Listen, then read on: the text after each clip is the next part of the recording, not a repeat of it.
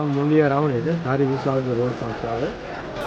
Main અમારું આ project ચાલુ કરવાનું મેન કારણ એવું છે કે શહેરી વિસ્તારમાં બધે ભેળસેળવાળી દવાવાળી વસ્તુ ખવાય છે બધી.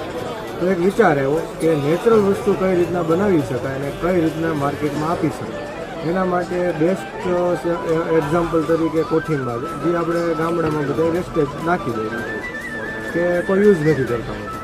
એનું આપણે શું કહેવાય વેલ્યુએશન કરીને એક પ્રોડક્ટ લોન્ચ કર્યું, જેમ કે કોઠીમાં કાચરી છે, એવી જ રીતના આપણે પછી અલગ અલગ બધી વેજીટેબલ કાચરી બનાવવાનું ચાલુ છે અને અત્યારે માર્કેટમાં સેલ કરી રહ્યા છે.